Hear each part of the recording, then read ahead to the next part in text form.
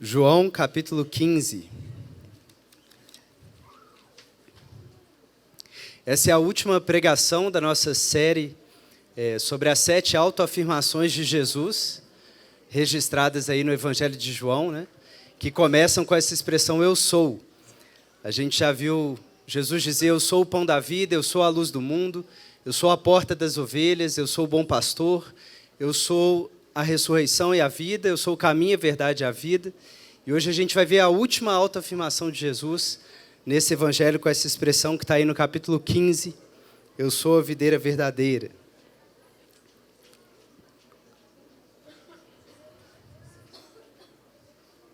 Nós vamos ler do versículo 1 até o versículo 17.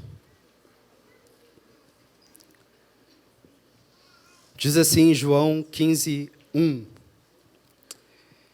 Eu sou a videira verdadeira e meu Pai é o agricultor. Todo ramo que, estando em mim, não der fruto, ele o corta. E todo que dá fruto limpa, para que produza mais fruto ainda. Vós já estáis limpos pela palavra que vos tenho falado. Permanecei em mim, e eu permanecerei em vós.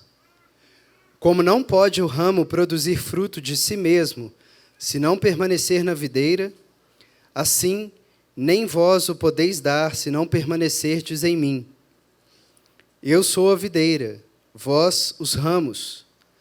Quem permanece em mim e eu nele, esse dá muito fruto, porque sem mim nada podeis fazer. Se alguém não permanecer em mim, será lançado fora, à semelhança do ramo, e secará. E o apanham, lançam no fogo e o queimam. Se permanecerdes em mim e as minhas palavras permanecerem em vós, pedireis o que quiserdes e vos será feito. Nisto é glorificado meu Pai, em que deis muito fruto, e assim vos tornareis meus discípulos. Como o Pai me amou, também eu vos amei. Permanecei no meu amor. Se guardardes os meus mandamentos, permanecereis no meu amor. Assim como também eu tenho guardado os mandamentos de meu Pai, e no seu amor permaneço. Tenho-vos dito essas coisas, para que o meu gozo esteja entre vós, e o vosso gozo seja completo. O meu mandamento é este, que vos ameis uns aos outros, assim como eu vos amei. Ninguém tem maior amor do que este, de dar a alguém a própria vida em favor dos seus amigos. Vós sois meus amigos, se fazeis o que eu vos mando. Já não vos chamo servos, porque o servo não sabe o que faz o seu senhor. Mas tenho-vos chamado amigos, porque tudo quanto ouvi de meu Pai, vos tenho dado a conhecer. Não fostes vós que me escolhestes a mim. Pelo contrário, eu vos escolhi a vós outros, e vos designeis para que vades e deis fruto, e o vosso fruto permaneça, a fim de que tudo quanto pedirdes ao Pai em meu nome, Ele vô-lo conceda. Isto vos mando, que vos ameis uns aos outros. Amém. Vamos orar. Pai, obrigado pela sua palavra, diante da qual nós estamos expostos, Senhor. Pedimos, Deus, para que o Senhor a use para podar, Senhor, os ramos frutíferos e preparar-nos, Senhor, para darmos ainda mais fruto para a glória do seu nome, Senhor. E também pela sua misericórdia, Senhor, aqueles ramos que porventura tenham sido cortados, o Senhor é poderoso para enxertá-los novamente, Senhor, pela sua palavra, Deus. Nós não ignoramos a bondade do Senhor que conduz ao arrependimento. Então, Senhor, pela sua misericórdia, conduza-nos ao arrependimento, Senhor, para que a gente possa ser um ramo frutífero na videira verdadeira, Senhor. Fala conosco pelo Espírito Santo, ilumina o nosso entendimento, Senhor. Vence a nossa resistência pelo seu poder, Senhor. E gere frutos a partir de nós, te pedimos em nome de Jesus, Senhor. Amém. Irmãos, como eu dizia, essa é a última pregação dessa série sobre as afirmações de Jesus que começam com eu sou. E como a gente viu ao longo dessa série, essa expressão eu sou era associada ao nome pactual que Deus tinha revelado a Moisés naquele episódio da sarça ardente, quando ele disse eu sou me enviou a vós. E, portanto, quando Jesus faz essas afirmações, ele está se identificando com a natureza divina. Mas, em 7 ocasiões, ele usa essa expressão complementando com uma alegação específica, o pão da vida, a luz do mundo, e assim por diante. E essas alegações, como a gente viu também nessa série, elas são mais bem compreendidas à luz de toda a história de Israel, especificamente da sua expectativa messiânica. Então, o que Jesus faz ao usar essas expressões, e João faz ao registrá-las, é apontar para o fato de que Jesus é o Filho de Deus, o Eu Sou, e também o Cristo, o Filho do Deus vivo, o Messias prometido a Israel, porque nele ele encarna tanto o povo de Deus quanto o próprio Deus, e assim faz a reconciliação de Deus com o seu povo no seu corpo. E esse é o anúncio do Evangelho de João, como a gente leu aqui na abertura. Essas coisas foram escritas, inclusive essas afirmações, para que vocês creiam que ele é o Cristo, o Filho do Deus vivo, e para que, crendo, tenham vida em seu nome. Mas, especificamente, como que essa última autoafirmação de Jesus se encaixa, então, nesse quadro do propósito mais amplo de Jesus se revelar como Cristo, Filho de Deus? E, para entender isso, a gente tem que pensar no contexto aí dessa passagem do capítulo 15, que, na verdade, começou lá no capítulo 13 e vai até o 17, que é o chamado discurso de despedida de Jesus, né? Que eu chamaria, talvez, o discurso da preparação dos discípulos. E o que está acontecendo nesse discurso, essa última noite de Jesus, em que ele institui ali a ceia e faz esse longo discurso para os discípulos? Jesus sabe que a sua missão pessoal na terra está chegando ao fim. Ele veio como o Pai o enviou, para imitar o Pai diante dos homens, fazendo o que ele tinha visto o Pai fazer, dizendo o que ele tinha ouvido o Pai dizer. E ele fez isso pelos seus sinais, pelas suas palavras, e ele sabe que ele está prestes a fazer isso no seu clímax na cruz, e revelar o Pai na sua fraqueza, sendo estendido no madeiro. Então Jesus sabe que sua missão está finalizando, e o que ele quer diante disso? Ele quer preparar os seus discípulos para esses eventos que se seguirão. Ele quer preparar os 12 para a sua morte, para os eventos que a circundarão, para a sua ressurreição. E, principalmente, apesar de que ele ainda vai ter mais 40 dias com os discípulos depois da ressurreição, mas ele já quer começar a prepará-los para a sua ascensão aos céus e a consequente ausência física de Jesus na terra. Imagina, irmãos, você conviveu com Jesus por 3 anos e meio intensamente. E agora Jesus morrerá, ressuscitará, passará 40 dias, mas será assunto aos céus. E você experimentará uma ausência dele, física, na terra. Jesus quer preparar os discípulos para isso. E é assim que começa mesmo o capítulo 13, né? Era chegada a festa da Páscoa, e Jesus, sabendo que era chegada a sua hora de passar desse mundo para o Pai, ou seja, da ascensão aos céus, tendo amado os que eram seus no mundo, amou-os até o fim. E esse discurso é por isso, pelo amor de Jesus, pelos seus discípulos, para prepará-los para os eventos que hão de vir, especial para a sua ausência. E, basicamente, o que Jesus diz nesse longo discurso aí do capítulo 13 ao 17? Ele fala, vocês devem continuar a obra que eu comecei na terra. E ele dá orientações sobre como eles devem dar continuidade à obra de Jesus. E, em resumo, Jesus diz, vocês terão que permanecer em mim. Imitando, assim como eu imitei o Pai, vocês têm que imitar o que vocês me ouviram dizer, o que vocês me viram fazer. Mas como vocês vão fazer isso? Eu não deixarei sós, enviarei o Espírito Santo. Assim como eu imitei o Pai no poder do Espírito, eu também enviarei o Espírito para que vocês tenham o poder de me imitar e de continuar dando o testemunho que eu dei. E não tenham medo, porque eu irei, mas vocês poderão continuar conversando com o Pai em meu nome. Vocês me imitarão no poder do Espírito, certos do socorro do Pai em oração, porque o Pai continuará, assim como vocês viram ele me respondendo as minhas orações, ele continuará respondendo as orações que forem feitas em meu nome, as orações que forem feitas por aqueles que têm permanecido em mim. Então esses são os grandes temas aí desse discurso de Jesus. A imitação de Jesus no poder do Espírito, na certeza de que o Pai continuará ouvindo os discípulos mesmo na ausência de Jesus. E aí, especificamente, como que entra esse capítulo 15? E essa mensagem de Jesus como a videira verdadeira, nesse cenário da preparação para a ausência dele.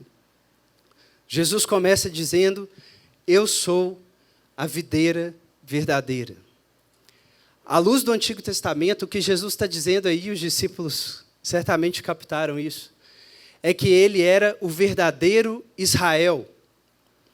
Por quê? Porque em vários textos do Antigo Testamento, Isaías 5, Ezequiel 15, Salmo 80, Jeremias 2, Israel é retratado como essa videira, ou esse conjunto de videiras, né, que é uma vinha, que o próprio Deus arrancou do Egito, plantou na terra prometida, e deu todos os cuidados possíveis e necessários para que fosse uma videira frutífera, para que fosse uma vinha que produzisse muitas uvas de acordo com a vontade de Deus. Mas em todos esses textos, esse ato de Deus é seguido por um atestado de que Israel falhou na sua missão. Israel não produziu os frutos que Deus desejava. E por isso já há no Antigo Testamento essa expectativa e essa promessa de que chegaria um dia de que uma videira verdadeira, de fato, se estabeleceria e um novo Israel produziria esses frutos que Deus deseja. E aí chega Jesus, diante da perseguição que tinha chegado ao ápice ali no capítulo 12, e é como se Jesus dissesse: irmãos, Israel não deu fruto, como vocês viram, e perseguiu o seu próprio Messias. Mas está aqui a videira verdadeira, o verdadeiro Israel. Ou dizendo em outras palavras, já à luz do Novo Testamento como um todo, o tronco da igreja. Está aqui o eixo em torno do qual orbita o verdadeiro povo de Deus. Ou na linguagem de Paulo, a cabeça do corpo. Está aqui o novo Cristo, né? O novo Israel que encabeça o povo de Deus, a nova humanidade estabelecida por Deus. E é isso que Jesus está dizendo. Vocês querem ser povo, vocês querem ser Israel, não tem jeito de ser o verdadeiro Israel a não ser no tronco que Deus estabeleceu, no cabeça que Deus estabeleceu, e sou eu. Eu sou a videira verdadeira. Mas ao dizer isso, Jesus também está falando sobre os discípulos, e não só sobre si, que é o que ele faz aí de novo no versículo 5. Eu sou a videira, vós os ramos. Porque se ele é o tronco do verdadeiro povo, se ele é o cabeça do corpo de Cristo, quem são os discípulos então? Jesus está convidando os discípulos a se entenderem como os ramos dessa videira, como os membros desse corpo, como o verdadeiro Israel, os verdadeiros israelitas, como foi dito de Natanael, como esse verdadeiro povo de Deus que foi de fato escolhido, plantado, preparado, trabalhado por Deus em Cristo, para finalmente dar os frutos que Deus deseja. E assim glorificar o Pai. Então Jesus está pegando aquele bando de judeus simples, pescadores iletrados, e dizendo para esse povo: vocês são o assunto de todo o Antigo Testamento.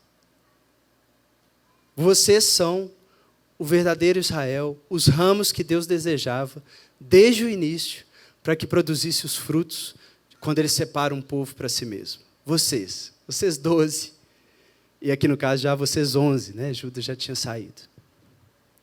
Então, irmãos, o objetivo de Jesus é mostrar isso. Deus não abandonou o seu propósito. Pelo contrário, Deus está cumprindo o seu propósito que os líderes de Israel estão rejeitando em vocês, por meio de mim, o tronco dessa grande videira. E isso glorificará a Deus, porque assim como a obra de um grande artista traz glória para o artista, uma videira cheia de frutos trará glória para o seu agricultor.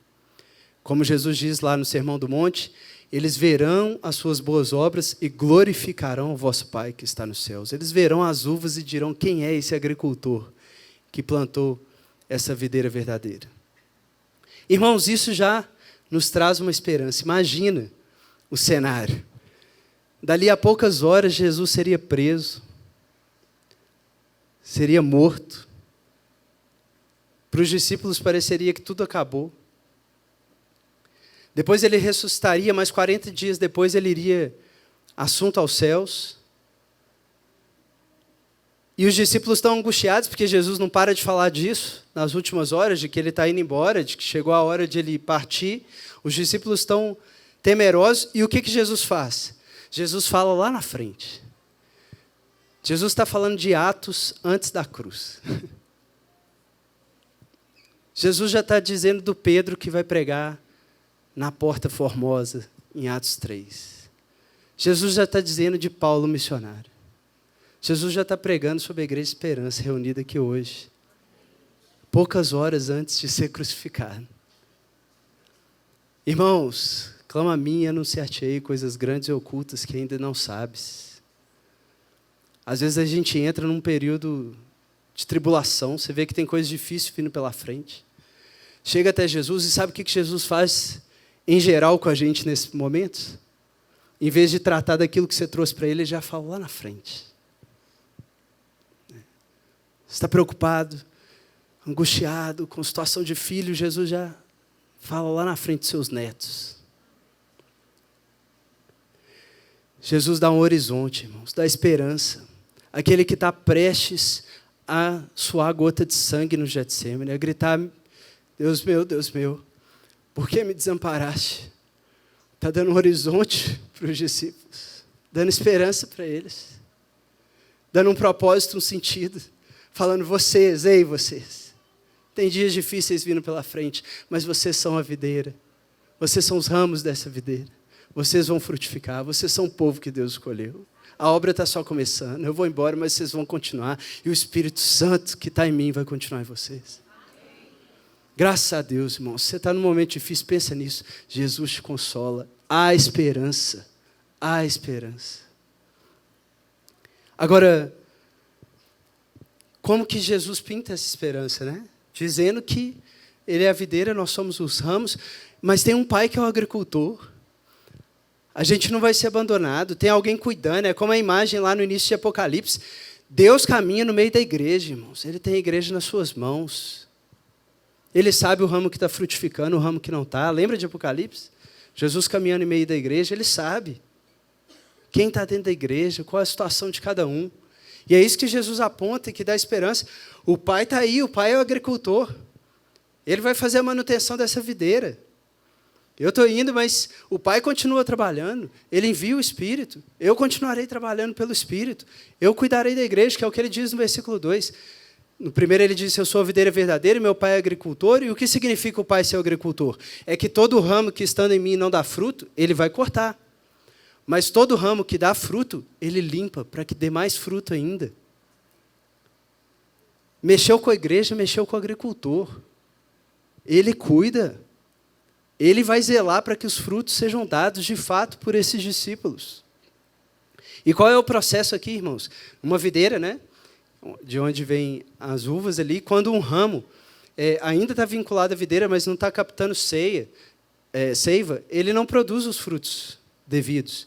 E aí o que o agricultor tem que fazer? Tem que cortar na raiz do ramo, né? No encontro do ramo com o tronco.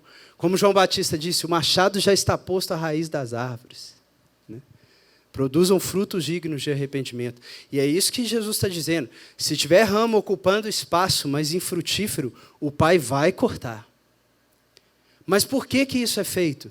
Para que abra-se espaço para que os ramos frutíferos frutifiquem ainda mais. E a poda parece um corte, mas ele deixa de 3 a 6 centímetros ainda ali do ramo, para que ao longo do ano, com o espaço liberado, aquele ramo que foi frutífero possa crescer rapidamente e frutificar revigorado, renovado, ainda mais do que frutificou no ano anterior. Então Jesus está dizendo isso, o Pai cuida e Ele fará esses dois processos. E aí talvez os discípulos podem ter tido uma insegurança, né? Será que eu sou dos ramos que serão cortados? Eu tinha ficado animado com Jesus falando que eu sou os ramos da videira, mas pode ser que eu seja de um dos que serão cortados. E Jesus já acalma os discípulos, né? Versículo 3. Vós já estáis limpos. Judas já não está com eles, são só os 11. E Jesus tendo usado esses dois termos, do cortar e do limpar, que era a mesma coisa de podar, Já tranquiliza os discípulos. Vocês 11, vocês já estão limpos. Vocês fazem parte não do grupo cortado, mas do grupo limpo, do grupo podado. Daqueles que Deus está limpando, porque já estão frutificando. Vocês já estão nesse processo, vocês já são ramos frutíferos. Deus já está operando isso em vocês. E os discípulos poderiam perguntar, mas como que a gente não viu? E Jesus fala, pela palavra que vos tenho falado. Como que o Pai poda? Enviando Jesus para falar as palavras do Pai, para fazer as obras do Pai. E enquanto os discípulos foram convivendo com Jesus, talvez não perceberam. Mas eles estavam sendo limpos para frutificarem. Eles estavam frutificando, sendo enviados por Jesus em missões, aprendendo o jeito de Jesus. Eles já eram ramos frutíferos que o Pai já estava limpando e já estava podando. Isso, por um lado, deve ter tranquilizado os discípulos. Graças a Deus. Somos desse grupo que está sendo tratado pelo Pai para frutificar ainda mais. Mas aí Jesus também, como eu gosto de dizer, o Evangelho, incomoda os acomodados e consola os incomodados. O Evangelho incomoda os acomodados e consola os incomodados. Então Jesus primeiro consolou, eles ficaram incomodados, Jesus consolou. Vocês estão limpos, vocês fazem parte desse grupo. Mas aí, talvez eles teriam o risco de ficar acomodados, né? Aí o que Jesus faz? Incomoda. Mas agora permaneçam em mim. E eu permanecerei em vós. Porque assim como o ramo não pode dar fruto se não permanecer na videira, vós também não o podeis dar se não permanecerdes em mim. Eu sou a videira, vós os ramos. Quem ficar em mim e eu nele, esse dá muito fruto. Mas sem mim, nada podeis fazer. Se alguém não permanece em mim, esse será lançado fora, e assim como o ramo secará, e o apanharão, lançarão no fogo, e ele queimará. Então Jesus acalma na graça, mas a graça que responsabiliza. E ele fala, olha, vocês já estão nesse processo, como vocês continuarão nesse processo? Permanecendo em mim, assim como vocês permaneceram comigo esses 3 anos e meio. Eu não vou estar fisicamente presente, mas vocês têm que permanecer na minha palavra. Vocês têm que continuar me imitando. Vocês têm que continuar andando nos meus passos, sendo o povo do caminho, como eles são chamados em Atos. Aqueles que estão numa contínua peregrinação de seguir os passos de Jesus. E assim vocês vão dar frutos. É como na parábola principal, que abre todas as outras parábolas do semeador, é como as sementes, né? Você tem as várias sementes. Tem semente que nem frutificou. Um ramo que não deu fruto nenhum vai ser cortado.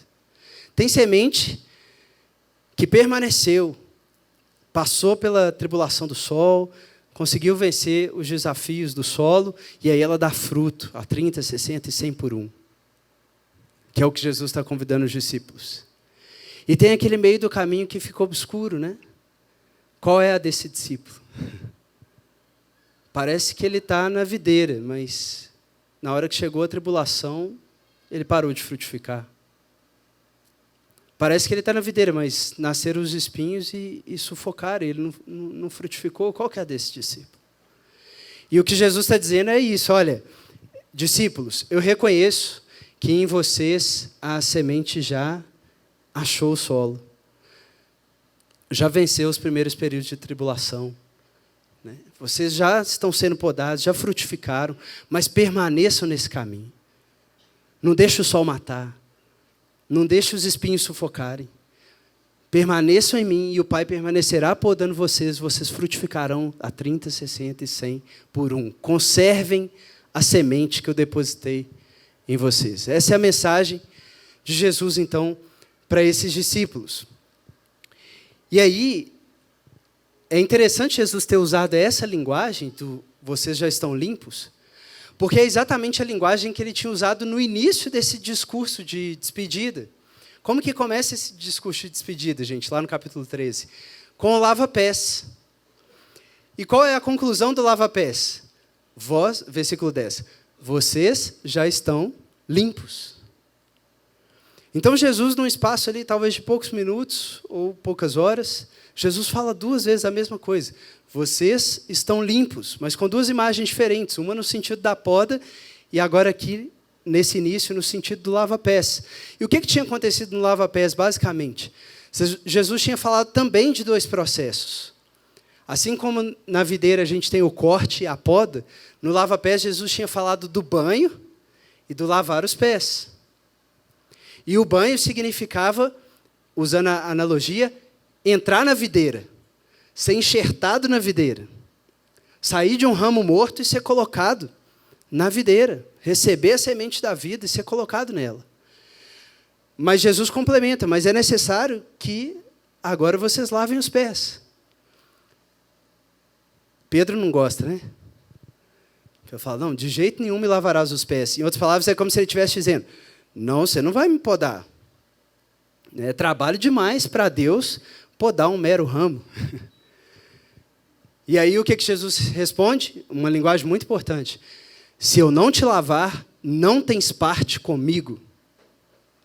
Em outras palavras, Pedrão, se você já tomou banho, você já está na videira, mas se você não permanecer na videira, se você não permanecer submetido ao processo de poda, você será cortado, meu amigo. Você não tem parte na videira. E aí o que Pedro fala? Não, então dá o banho inteiro. Aí o que Jesus fala? Aqueles que já se banharam não precisam de outra coisa a não ser lavar os pés. Pedro, você não entendeu, Pedro, você já está na videira, amigão. Mas agora você precisa manter esse processo de poda e de santificação, rumo à maturidade, rumo à frutificação. Então você tem ali esses dois processos, claros também, que Jesus retoma agora com outra imagem, essa imagem da videira. E nesse sentido, irmãos, é interessante a gente ver o que Jesus falou lá nesse capítulo 13. Porque, por um lado, ele fala a mesma coisa que ele falou no 15. Vós já estáis limpos. Mas aí como que ele completa a frase? Mas não todos. E o versículo 11 diz, pois ele bem sabia quem seria o traidor, por isso disse, nem todos estão limpos. O que significa que, de fato, há um corte. Tem gente que não está no processo de poda, não, que parece que está na videira, mas, na verdade, essa pessoa não foi limpa por Deus ainda. Essa pessoa está ali convivendo na igreja, na comunhão, mas ela não faz parte dos ramos que o Pai enxertou na videira. E de quem que Jesus estava falando quando ele disse isso lá no capítulo 13? Que ele não precisa repetir no 15, porque essa pessoa não está mais presente. Judas, o traidor. Então vejam, irmãos, o que Jesus está fazendo ao dizer sobre o corte de alguns ramos lá no capítulo 15. Ele já está preparando, atenção, os discípulos para como eles vão interpretar o que vai acontecer com Judas. Porque até então, irmãos, os discípulos não sabem que Judas vai trair Jesus. O próprio João tinha dito aí no capítulo 13, que quando Jesus mandou ele sair e fazer logo o que ele tinha em mente, o texto diz aí em João 13, que os discípulos acharam que Jesus tinha mandado ele comprar alguma coisa, porque era ele que levava o saco do dinheiro. Então os discípulos não sabem ainda que Judas será o traidor. Mas dali a poucas horas, talvez poucos minutos, eles vão chegar no Getsemane e quem virá na direção deles, junto com toda a corte de oficiais, prender Jesus? Judas. E imagine como que os discípulos vão interpretar isso. 3 anos e meio andando juntos. Agora ele chega aqui traindo Jesus, dali a pouco tempo, poucos dias, ele vai suicidar, se enforcar. E aí, Jesus falhou? Jesus falhou? O Pai não cuidou, então, totalmente da videira? Como que a gente vai entender Judas? E Jesus já está preparando. É porque tem ramo que, estando em mim, não dá fruto, e esses o Pai corta. Judas é um ramo que Deus permitiu que estivesse temporariamente na videira, para depois ser cortado e o Pai mostrar, não são dos nossos. É assim que Pedro depois interpreta no início de Atos, não é? No capítulo 1 de Atos. Pedro se levanta dentre os irmãos e fala, irmãos, Judas foi contado conosco e teve parte nesse ministério, mas a palavra de Deus o cortou. E ele ainda especifica, lá no Salmo já estava escrito, a palavra de Deus veio e cortou Judas. E por isso aconteceu com ele o que aconteceu, porque ele não era um ramo frutífero nessa videira que tinha sido estabelecida. João mesmo, e a gente não está falando só de Judas aqui, irmãos, de certa forma, a gente pode dizer que Jesus já estava preparando os futuros líderes da igreja para como lidar com a realidade de que dentro da igreja, muitas vezes, tem pessoas que vão se revelar como anticristos. Pessoas que traem a Jesus, que se levantam contra Jesus. João mesmo vai falar disso depois, né? Na primeira epístola dele, lá, capítulo 2, 19, o que ele fala? Muitos anticristos já têm surgido. Eles saíram do meio de nós, mas não eram dos nossos, porque se fossem dos nossos, não teriam saído. Mas eles saíram para que se manifestasse que eles não eram dos nossos. Então Jesus, irmão, já está preparando os líderes da igreja para compreender os falsos mestres, os falsos profetas, os apóstatas, aqueles que cumprimentam Jesus com um beijo, mas estão vendendo Jesus na sua vida, no dia a dia. E Jesus está preparando esses líderes para dizer o seguinte: faz parte do trabalho do Pai, que Ele continuará fazendo por meio de vocês, pelo Espírito Santo, cortar os ramos que não frutificam, para que eles não ocupem o espaço que atrapalha a frutificação daqueles que estão frutificando. Uma missão difícil, irmãos, que Jesus já está preparando os discípulos para ela. E, de fato, se você pensar, João fala isso, né? Que isso acontece para que se manifeste. Eles saem do nosso meio como se fossem da videira, mas não eram, ou como Jesus já tinha dito antes, uma planta que o Pai não plantou, né? Ou como em outra parábola aparece, um joio que foi plantado pelo inimigo à noite. Deus permite isso por um tempo, para que depois se manifeste que esses não eram dos nossos, como João disse. Mas Paulo, em 1 Coríntios 11, 19 também, ele fala o outro lado da moeda. Ele fala: tem divisões entre vocês, e em parte eu creio, porque é necessário que se manifestem quem são os aprovados no vosso meio. Olha que impressionante, irmãos. Paulo está dizendo que é até necessário que na videira tenha ramos de diferentes tipos, porque com o tempo, o Pai quer usar o tempo para mostrar quem são os ramos verdadeiros, quem são os aprovados, quem são os frutíferos, que Ele continua podando para que continue dando frutos. Então, irmãos, tem muita coisa em jogo aqui. Jesus está preparando os discípulos não só para uma esperança alegre, mas para um trabalho, para um ministério, para o que vai significar trabalhar a serviço do agricultor, como líderes da igreja. E realmente era necessário, porque imagina, pouco tempo depois, o Pedrão aqui vai ter que encarar um evento como Ananias e Safira. E aí, como que você faz sentido de Ananias e Safira? Gente que estava ali na igreja e que deu um fruto podre. E aí, qual a palavra que Pedro usa para falar com eles? Exatamente o jeito como João descreve aqui no capítulo 13 o que aconteceu com Judas. João diz aí no capítulo 13 que assim que Jesus deu o bocado para Judas, Satanás entrou no seu coração e ele imediatamente saiu. Como que Pedro interpreta na hora que ele vê o que aconteceu com Ananias e Safira?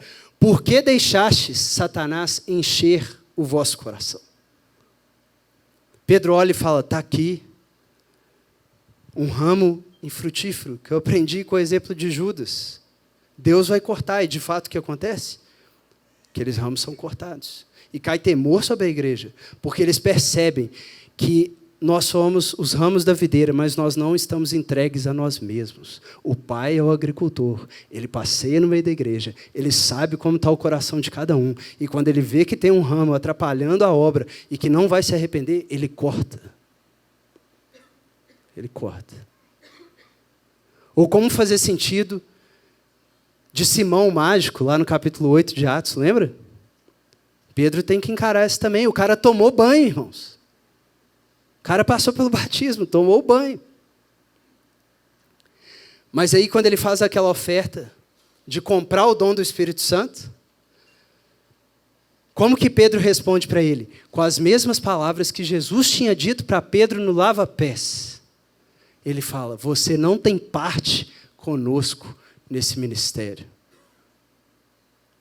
Você não tem parte conosco nesse ministério. Você tomou banho, mas você não é ramo implantado na videira, coisa nenhuma.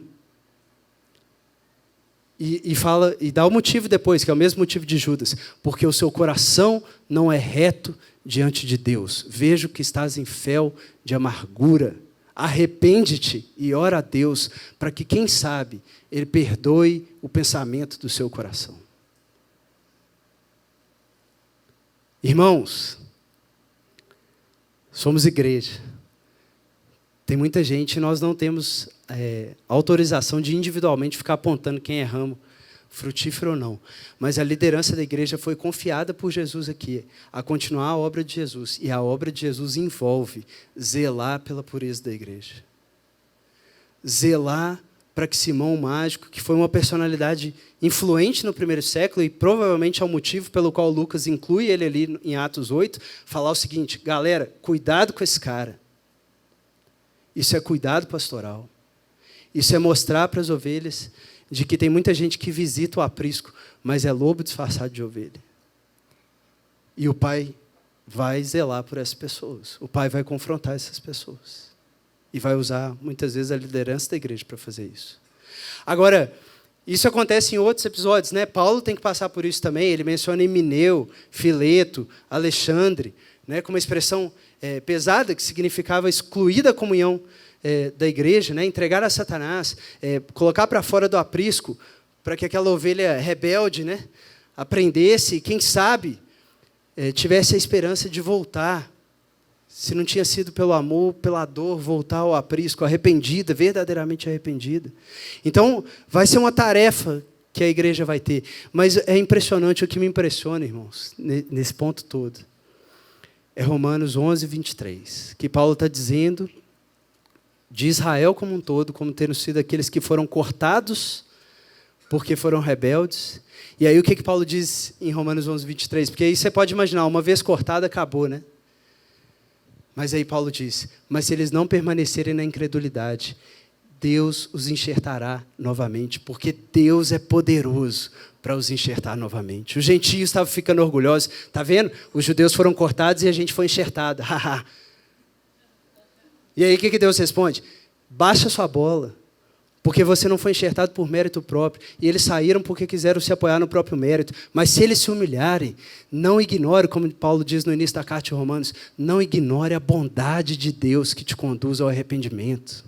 Enquanto tiver respiração, meus irmãos, Deus pode pegar aquele ramo que foi cortado e colocar de novo na videira. Então, se você é um desses casos, se você está me ouvindo, e você sabe que você traiu Jesus, você sabe que você vendeu Jesus na faculdade para ser o bacana da sua turma, você sabe que você abandonou Jesus no meio do caminho, como Judas, para receber os valores desse mundo, e você foi cortado, e você sabe o que significa ser cortado e ficar seco.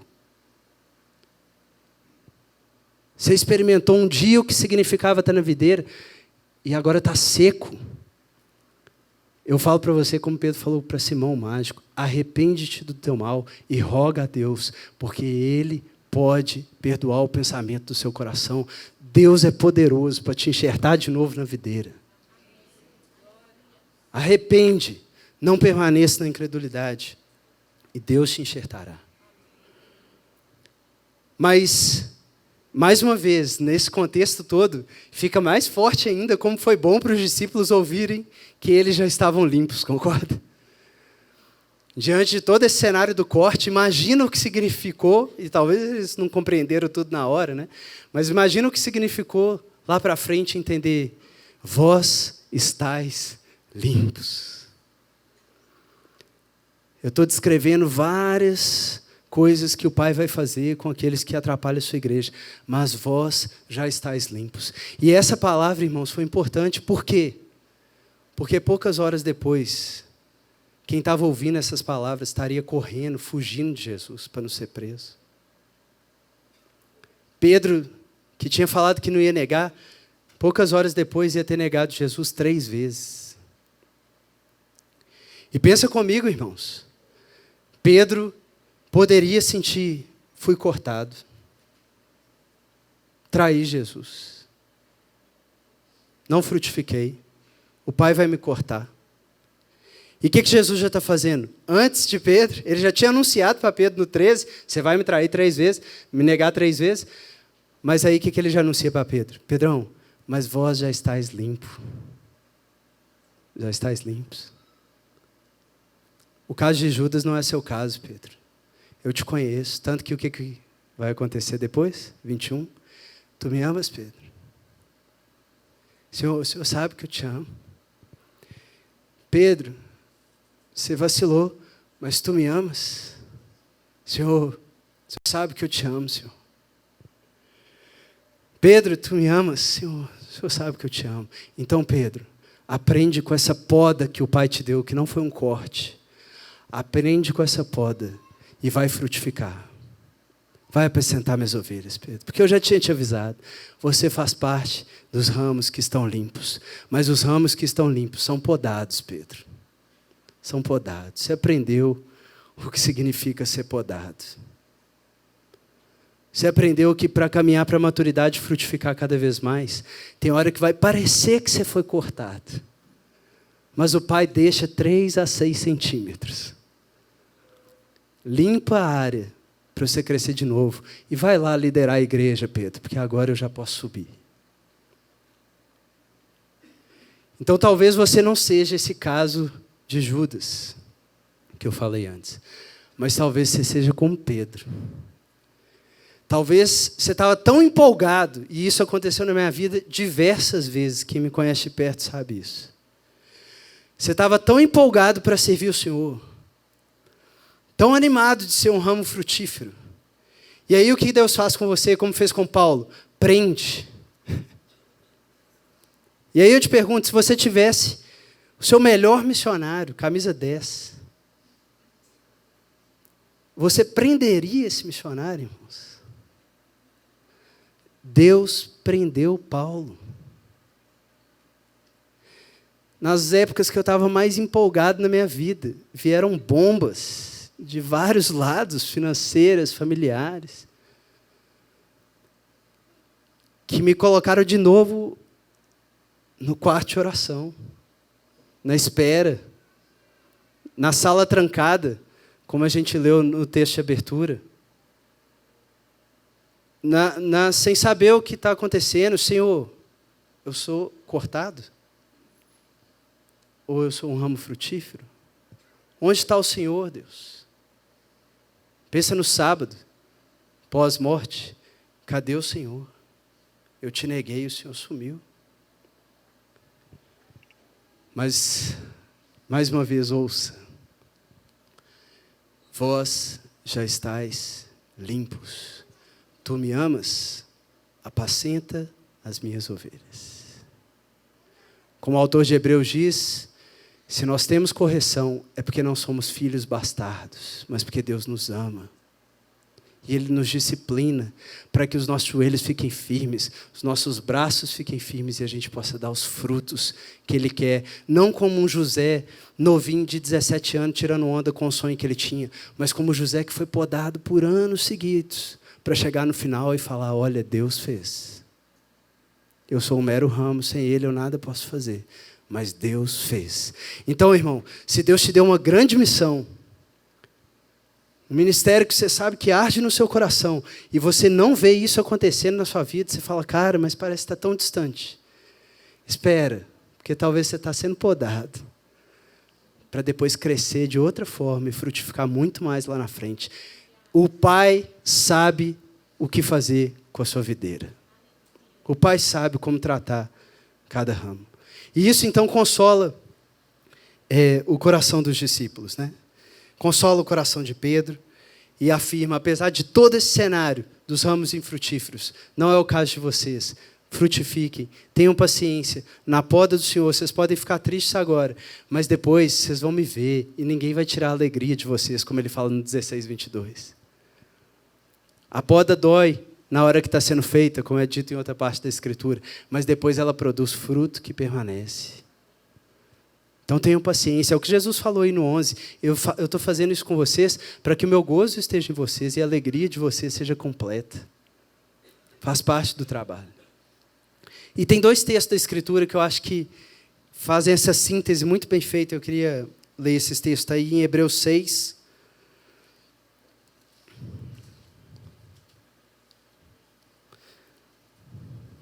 Hebreus 6, a partir do versículo 4.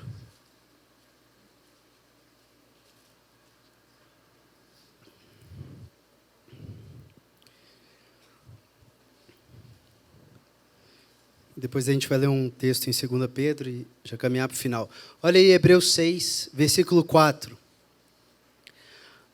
Até o versículo 8 ele vai falar de casos como o de Judas. E depois, a partir do 9, ele vai falar de casos como o de Pedro. Olha como se encaixa. Hebreus 6, 4.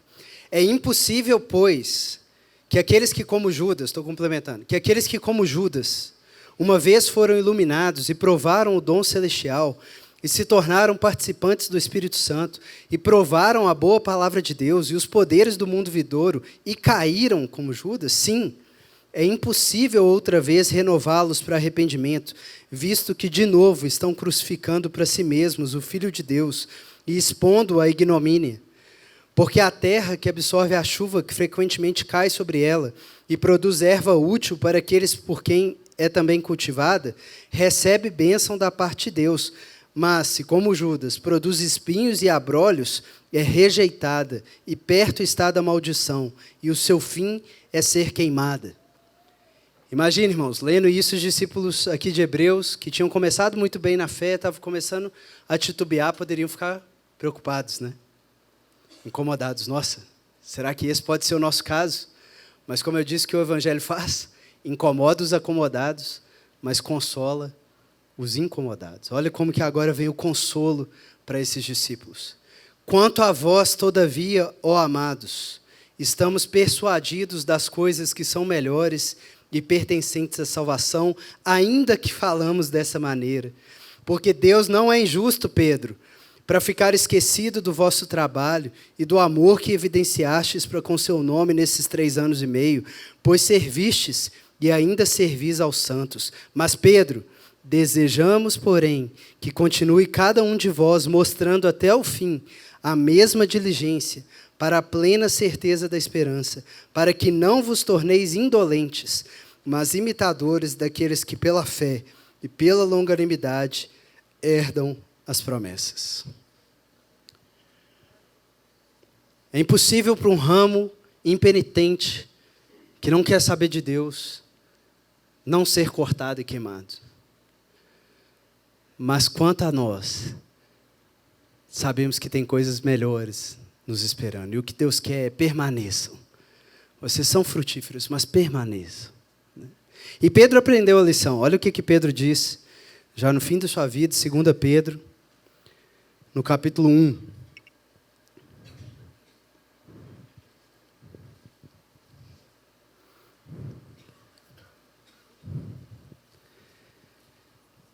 Segunda Pedro 1, nos versículos 3 e 4, ele basicamente diz, vocês estão na videira, e por estarem na videira, toda a seiva que vocês precisam para dar fruto, Deus já está providenciando. Isso é o 3 e o 4. Qual a consequência disso? 5. Por isso mesmo, vós, reunindo toda a vossa diligência, associai com a vossa fé, e aí ele vai descrever os frutos do Espírito Santo. Quais são as uvas, Thompson, enfim, todos os tipos de uva do Espírito Santo aí, né?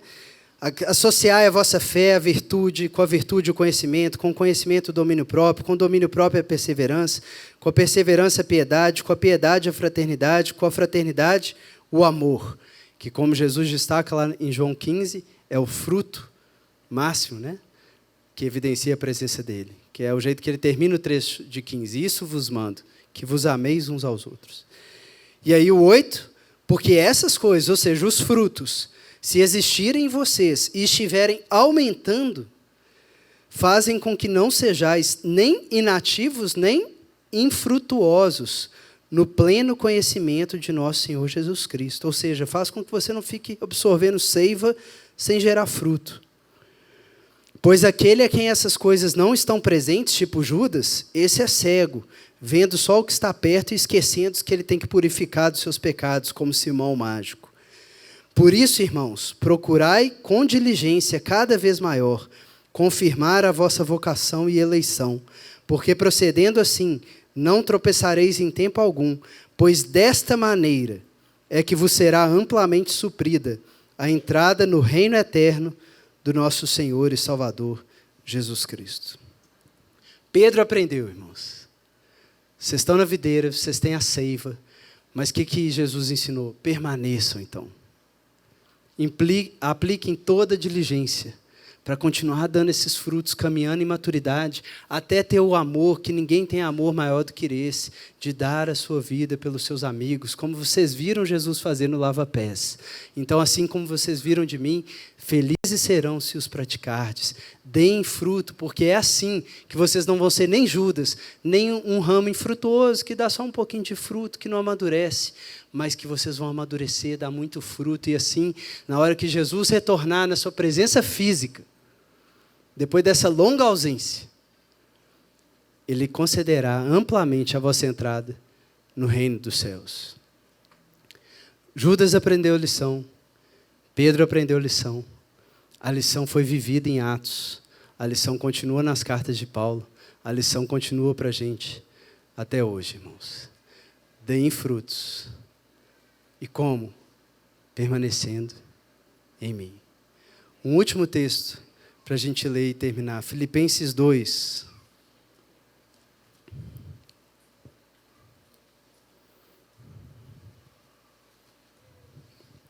Filipenses 2:12.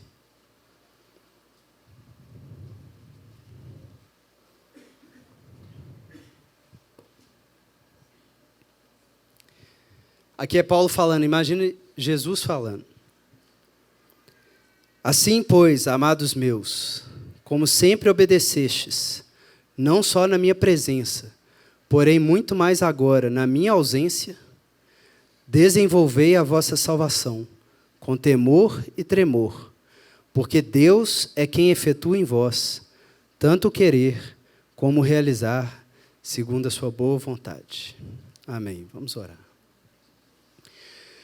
Pai, obrigado, Senhor, porque temos um agricultor. E obrigado, Senhor, porque não estamos entregues a nós mesmos na tarefa que nunca poderíamos cumprir de produzir frutos para a sua glória, Senhor.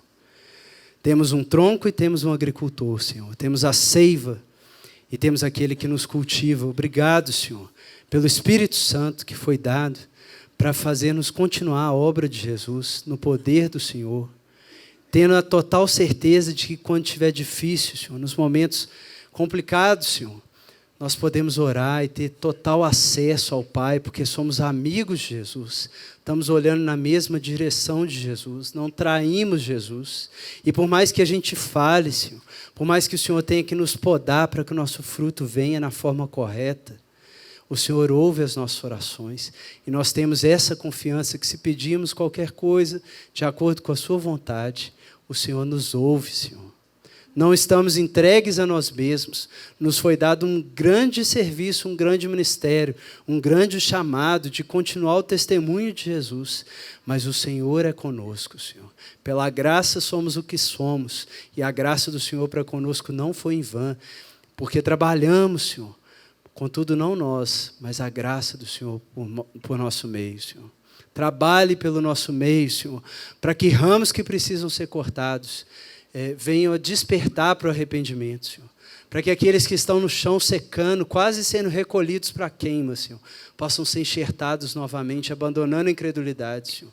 E para que aqueles que estão frutíferos, Senhor, possam ser podados e acompanhados e suportados uns aos outros, Senhor, para que venham a amadurecer e dar fruto pleno, até serem um grão de trigo, Senhor, que entrega a vida para que quem está perto floresça, Senhor. Conduza-nos a essa maturidade com alegria, na certeza de que, como diz Paulo, o Senhor, a firme inscrição do Senhor permanece. O Senhor conhece os que são seus. Obrigado, Senhor, porque o Senhor nos conhece, o Senhor sabe que amamos o Senhor.